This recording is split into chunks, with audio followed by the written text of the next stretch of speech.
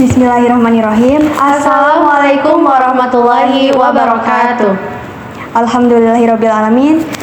Segala puji bagi Allah yang telah melimpahkan rahmat dan hidayahnya serta memberikan kita nikmat Islam dan sehat.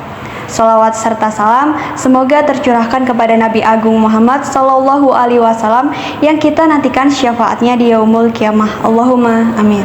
Saudara-saudaraku, hari ini kita akan membahas tema yang sangat penting dan sangat menyentuh hati kita, yakni perdamaian dan solidaritas untuk Palestina.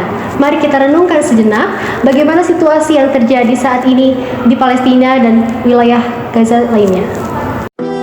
Pada tanggal 8 Oktober tahun 2023, dunia menyaksikan sebuah tragedi yang besar yang menyayat hati umat muslim, bahkan pecinta keadilan di seluruh dunia.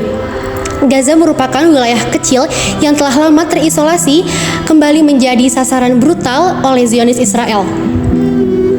Namun, saudara-saudaraku, serangan ini bukan merupakan awal dari konflik ini. Sejarah mencatat bahwa konflik ini berakar dari adanya perbedaan yang mendalam. Kita sebagai umat beragama patut untuk mencari solusi, perdamaian, dan menghargai perbedaan. Konflik antara Zionis, Israel, dan Palestina telah berlangsung selama puluhan tahun, bahkan sejak berdirinya negara Israel pada tahun 1948. Pendudukan tanah Palestina, pengusiran warga Palestina dari rumah-rumah mereka, bahkan kekerasan yang terus terjadi menjadi bagian dari sejarah yang panjang. Serangan pada 8 Oktober 2023 adalah salah satu puncak dari konflik yang tak kunjung berakhir. Dan sekali lagi, rakyat Palestina terutama di Gaza harus menanggung penderitaan yang luar biasa.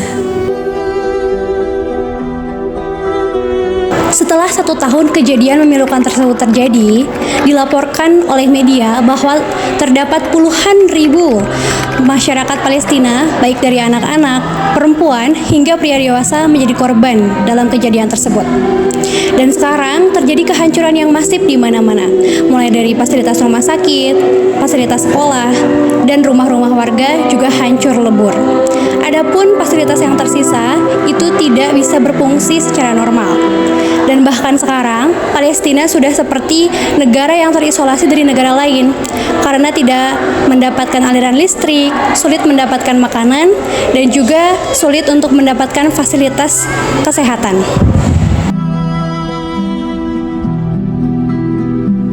Baru-baru ini terjadi kejadian kebakaran akibat serangan udara Israel. Kejadian ini berada tepat di halaman Rumah Sakit Syuhada Al-Aqsa pada tanggal 14 Oktober 2024. Kejadian ini menyebabkan banyak korban jiwa, salah satunya Hafiz Quran serta mahasiswa teknik perangkat lunak bernama Syaban Ahmed Al-Dolu.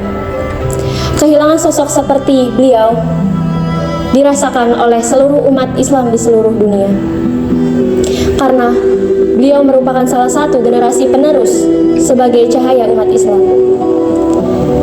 Dari kisah ini, kita dapat melihat bahwa besarnya dampak akibat peperangan mengenai potensi umat Islam yang berada di Palestina.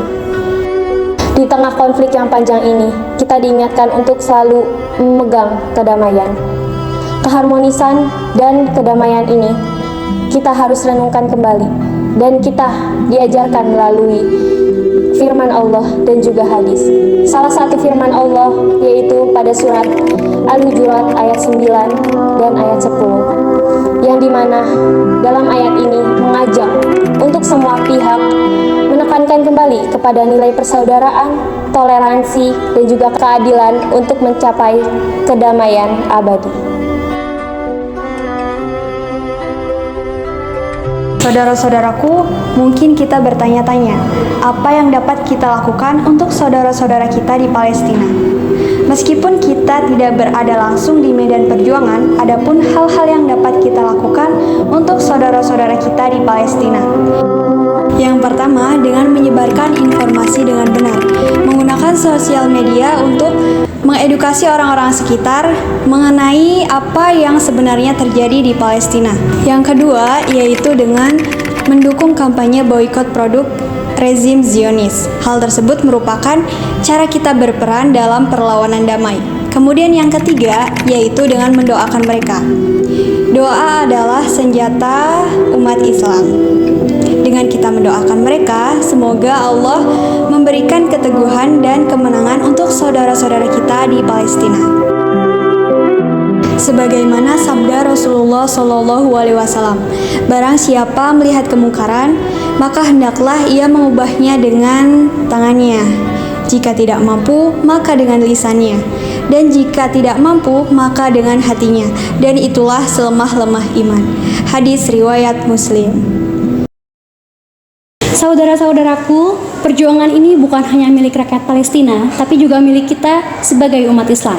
Semoga langkah-langkah kecil yang kita lakukan dapat memberikan kontribusi nyata dalam memperjuangkan keadilan bagi mereka.